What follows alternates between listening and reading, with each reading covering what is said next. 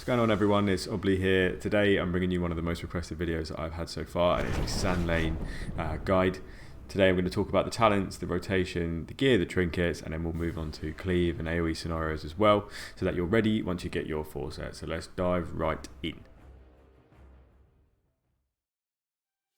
So I want to start this off with the strengths and the weaknesses of the hero talent.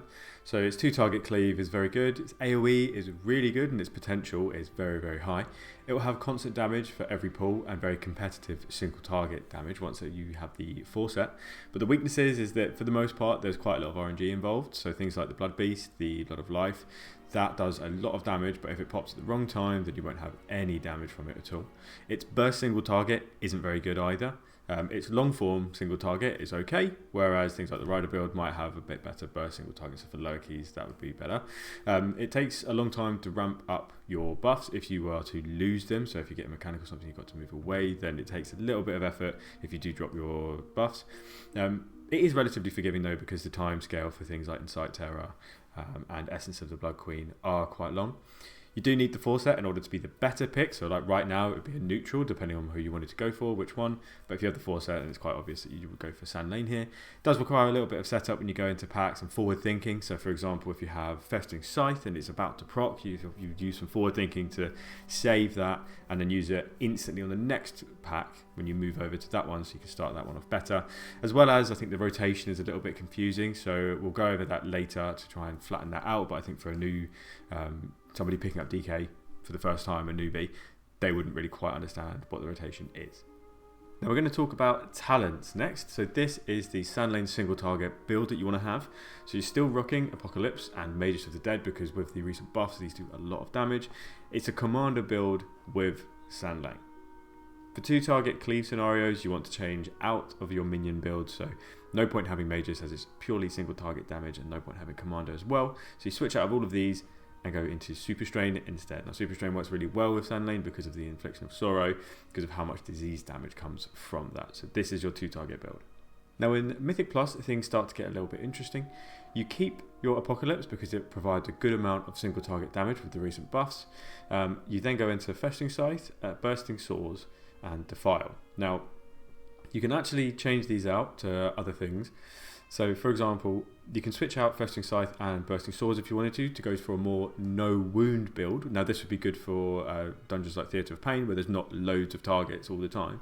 You could then switch yourself into Mages of the Dead and Menacing Mages, because Menacing Mages provides a lot of low target cleave. Now any dungeon like Cinderbrew Meadery, where there's a lot of targets, you would never do that. You would stick this all the time, because Bursting Swords provide such a high amount of damage in a key like that.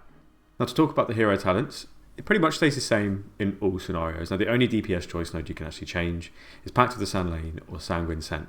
Now Sanguine Scent just doesn't do very much damage for us, whereas Pact of the San'layn, this is what provides us with a humongous amount of AoE damage, and there's the ceiling of potential to be so high. You saw 50% of all the shadow damage dealt into your Blood Beast to explode for additional damage when it expires, which means that if you get a Blood Beast on your burst, amazing, a lot of damage. Generally, everything kind of stays the same here. Now we'll touch up on these hero talent in the rotation section, and we'll move on to openers next. So the opener is pretty simple. You want to start off with Raise Abomination, then cast Death and Decay, then you want to cast Festering Strike so that you can Apocalypse straight afterwards. Cast Dark Transformation to enter the gift, then Death Call if you have any sudden doom procs. Cast Vampiric Strike 3 times for the buff and debuff, and then cast Unholy Assault with your trinket, and then get to work spamming Vampiric Strike.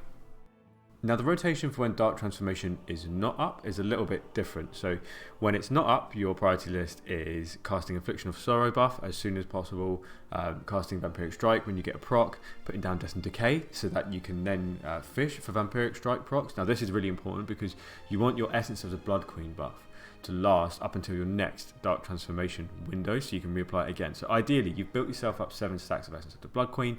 You want to try and fish for more Vampiric Strike so that you can keep that 7 stack going. It's got quite a long lifespan, so you can definitely do it, but if you have some bad play then you will drop it, and it will take a long time for it to build back up again. So next you want to cast Death Coil if you're above 80 runic power or you get Sudden Doom proc. Make sure your dots are always on the target of Outbreak.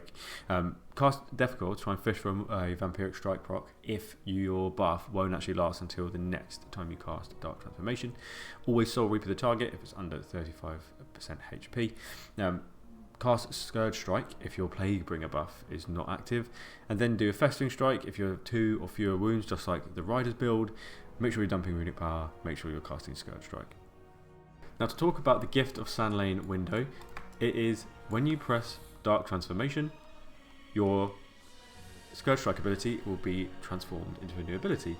So Vampiric Strike, it deals a ton of damage and it has some interactions. So you keep up this buff called Essence of the Blood Queen, which increases your haste and increases the damage of Death Coil and Death Strike by a large amount. So you want to make sure that that's always at 7. You then give the enemy a debuff called Insight Terror, and Insight Terror increases the damage that they take from Vampiric Strike, but Vampiric Strike gains 400% effectiveness. So this is your priority damage essentially. Very important to keep that going at all times. Casting things like Sudden Doom will give you a random strength-based proc of 8%, really good as well. So you want to make sure you're spending those as much as possible. So the gift window, you're basically just weaving Death Coil and Vamp Strike. You don't care about wounds, you don't care about Soul Reaper. If Dark Transformation is up, all you're doing is spending Sudden Doom and casting Vampiric Strike. So the main priority once you have a 4 set is Death Coil above everything, and then Vampiric Strike if you can't Death Coil. As for the debuffs and buffs that you want to track, Essence of the Blood Queen, Insight Terror, Death Rot and Plaguebringer are some of your most important things that you want to track. You never really realistically want these things to drop off the target. Things you don't really need to track would be like your Rotten Touch, because you'll have that on the target quite a lot. And one standout one would be Unholy Aura if you're playing single target commander build, because there are some bosses in the raid that will not apply Unholy Aura unless you're like right under their hitbox, and that is really annoying and therefore really important to track. You also want to keep track of your dots as well, because things like Infliction of Sorrow will use up all of your dot that's currently on the target and require you to replace a new one on there. So if you don't have your Raise Abomination reapplying it for you, then you might have to spend an Outbreak to do so. The AoE opener is a little bit different, where you start off with Abomination Limb, Festering Strike one target and get your Apocalypse going. Spend any Sudden Doom procs as well when you get those. Now Fester a couple of extra targets. Get your Dark Transformation out, Defile, and then cast Unholy Assault for the damage amp, and then you begin spamming Vampiric Strike. So with the 4 set you weave in a few more Death Coils, but generally it's the same type of window. Make sure you always keep your Defile or Death and Decay down on the floor to maintain cleave. In the unlikely event that you actually have 2 targets and you're opening on 2 targets, then you just do your basically single target one with D&D down, so you're just cleaving those Vampiric Strikes over to the other target too. Now for stats and gear, you want haste. With San'layn build, haste is massive. It's just like the Riders build. You want as much haste as possible, and it's about even Stevens for haste and mastery realistically, so you want to balance them out while having as much haste as possible. I know that sounds stupid, but you just do.